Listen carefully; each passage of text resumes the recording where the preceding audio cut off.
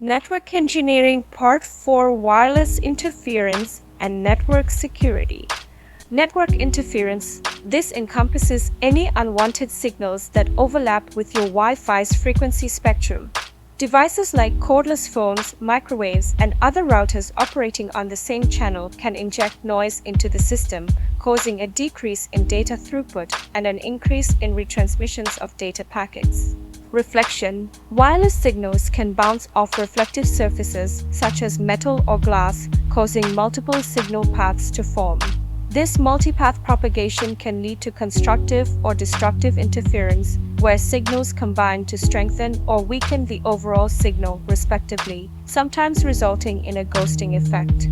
Absorption. Various materials absorb wireless signals at different rates. For example, water, brick, and concrete have high absorption rates, which can significantly reduce signal power. This loss of strength affects not only range, but also the speed at which data can be transmitted, as the signal becomes too weak to maintain high bandwidth. Refraction. When a wireless signal passes through an object or changes medium, like going from air to water, it can bend or change direction, a phenomenon known as refraction. This can alter the perceived signal strength and affect the accuracy of the signal's arrival time at the receiver, complicating the communication process. App coverage. The effective range of a wireless access point is pivotal for network design. It's determined by the output power of the app, the environmental conditions, and the antenna's characteristics. Physical barriers, signal scattering, and absorption by walls and furniture can all influence the actual coverage footprint. Network engineer training. In the grand theater of network engineering, imagine each device as a character playing a vital role in the drama of data transmission, security, and connectivity. As a network engineer, your role is the director of this intricate performance, where every action and interaction matters.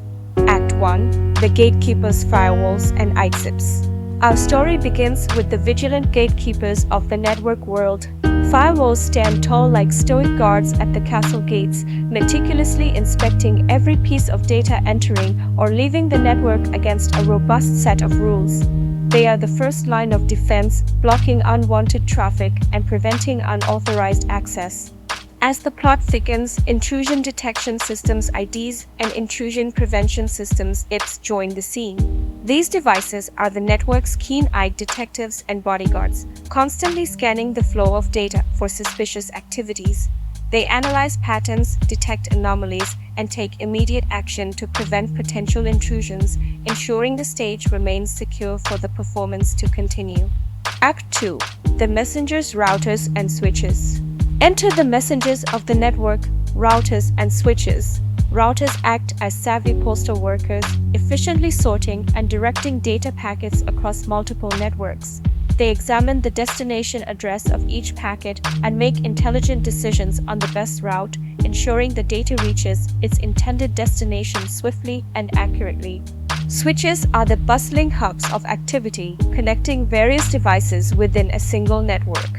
They ensure that every communication is delivered to the right device, facilitating a smooth and efficient dialogue between computers, printers, and other network devices. Act 3. The Connectors, Hubs, Bridges, and Modems. As our narrative unfolds, hubs, bridges, and modems make their entrance.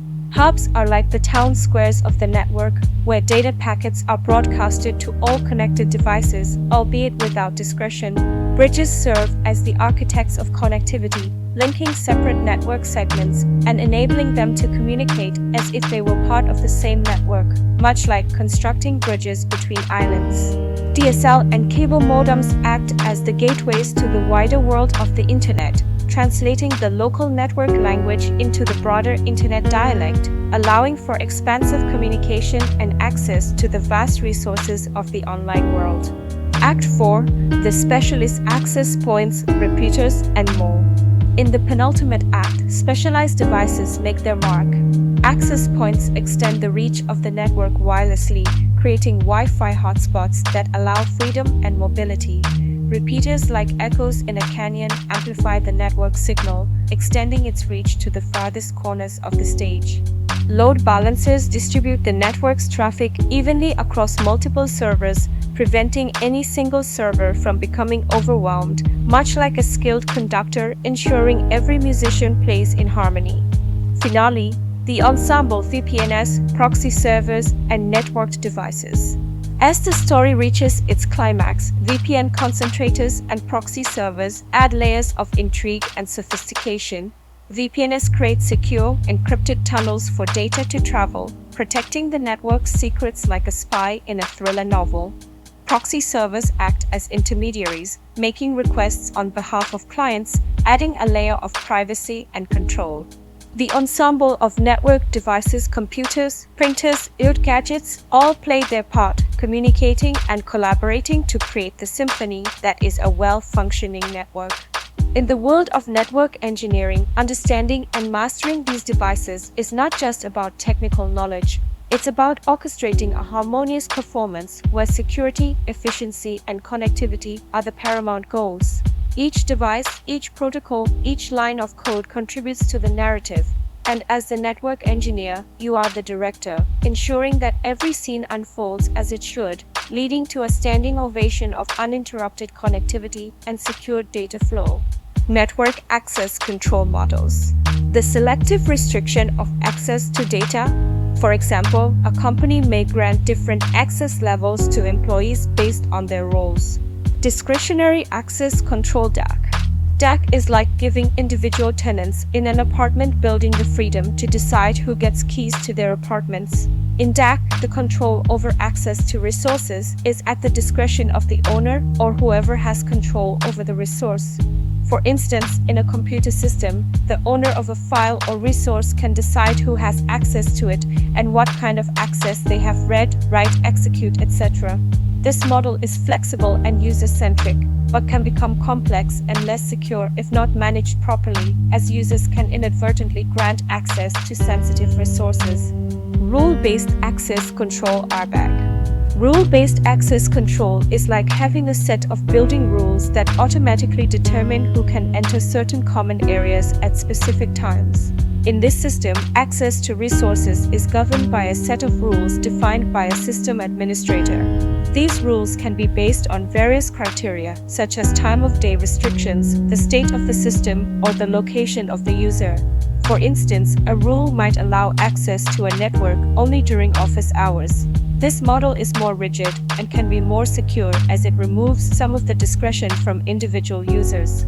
Role-based access control RBAC. Role-based access control is like assigning apartment keys based on the role of a person in the building, e.g., manager, maintenance, resident. In this model, access rights are based on roles within an organization, and users are assigned to these roles. Each role has a defined set of permissions that determine access to resources. For example, an HR manager might have access to employee records, while a sales manager would not. This model is highly efficient in larger organizations as it simplifies managing user permissions by grouping them under roles. Mandatory access control MAC. Imagine a high-security government building where access is strictly controlled based on security clearance levels and classified information categories. In MAC, access to resources is governed by a central authority and is based on classified levels assigned to both users and data. A user's clearance level must match or exceed the classification of the data they're trying to access.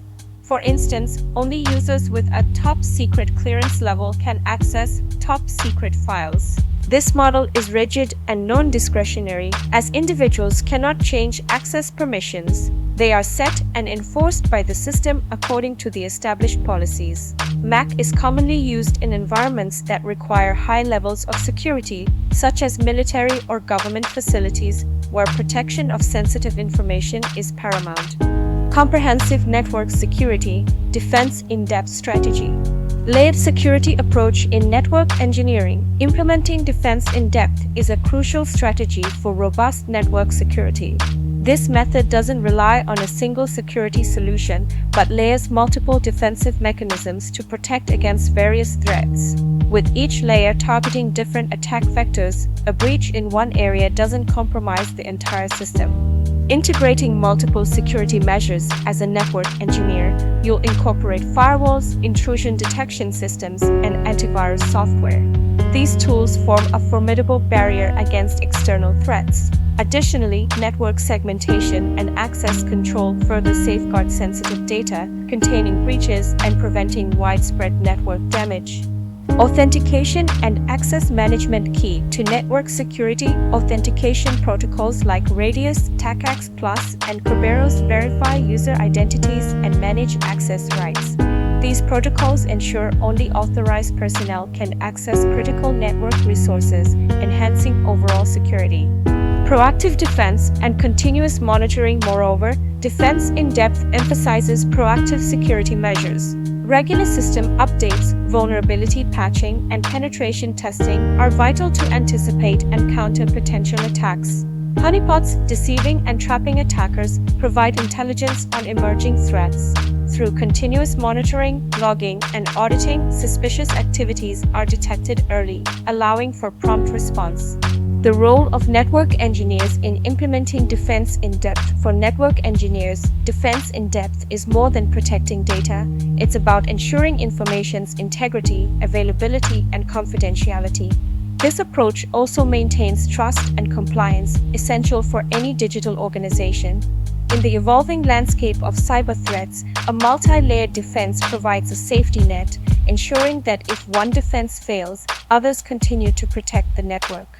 Building a resilient and adaptive network. Implementing Defense in Depth effectively involves understanding the unique vulnerabilities of your organization and applying tailored defenses. This not only guards against attacks, but also builds a resilient infrastructure capable of adapting to new threats, ensuring robust and reliable network performance for all users. Understanding network security attack types. A guide for network engineers. In network engineering, understanding the various types of security attacks is crucial. These threats range from passive eavesdropping to active interference and data manipulation. Recognizing these threats is the first line of defense against them. Let's start with common networking attacks. These are your digital burglars, ranging from viruses to sophisticated hacking techniques that target data and system integrity. Then, we have denial of service DOS and distributed denial of service DDoS attacks, which can be thought of as an unwelcome flood of traffic, overwhelming a system and preventing legitimate users from accessing the services they need. Other types of DOS attacks might involve tricking the system into exhausting resources. It's like sending complex requests that the server works too hard to answer, leading to exhaustion. Social engineering is another critical aspect to consider. It's the con artist game, where individuals are manipulated into revealing confidential information, often without realizing it's a threat. We must also be wary of a logic bomb, a hidden time bomb within software that activates under specific conditions to unleash malicious actions. Rogue DHCP servers act like fake directions, misdirecting devices on a network to incorrect IP addresses, disrupting communication. Advertising fake access points and evil twins are like deceptive Wi-Fi networks, malicious access points that masquerade as legitimate ones to intercept data. Phishing, the baited hook, involves sending deceptive messages to extract sensitive information. Ransomware is akin to digital kidnapping, locking you out of your data or system and demanding a ransom to restore access. DNS poisoning misdirects the internet's traffic map, sending users to fraudulent sites. ARP cache poisoning spoofs identity by associating a fraudulent MAC address with a known IP address. Spoofing is the impersonator's trick, where an attacker disguises as a trusted device or user. Deauthentication forcibly disconnects devices from a network, often to create an opening for further attacks. Brute force attacks are relentless attempts to decode encrypted data, such as passwords. On-path attacks involve intercepting communications between two parties. VLAN hopping is like jumping fences in a digital realm, and ARP spoofing involves sending fake ARP messages.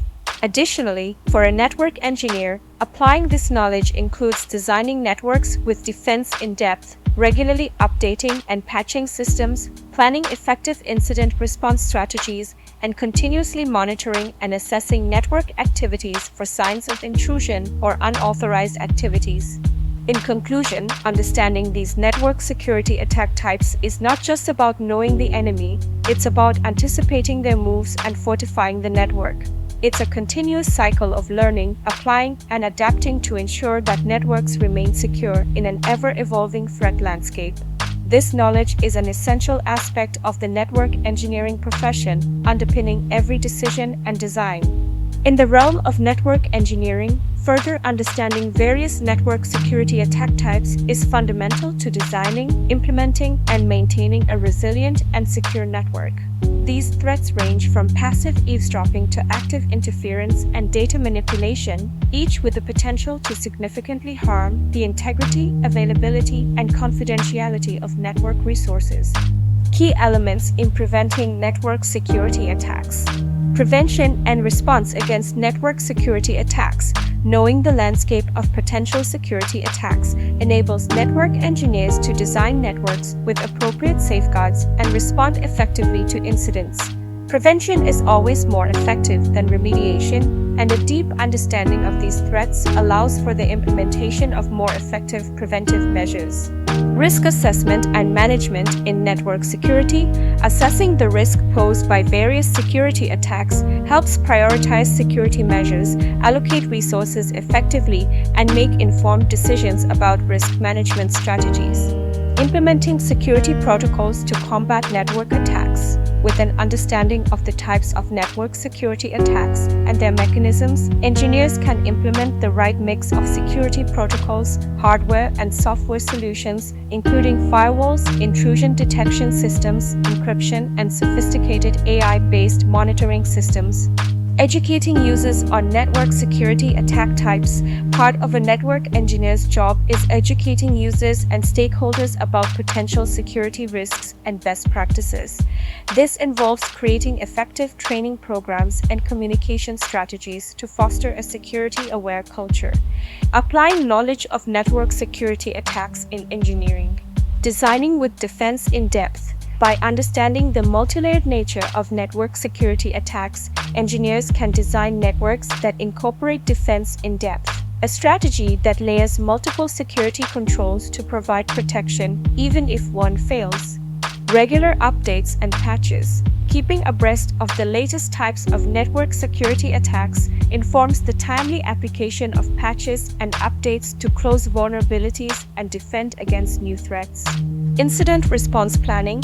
Knowing potential attack vectors aids in developing robust incident response plans, ensuring quick and effective action in the event of a security breach. Continuous monitoring and assessment. Monitoring network activities for signs of intrusion, unauthorized access, or other malicious activities is key to understanding what to look for in security attacks.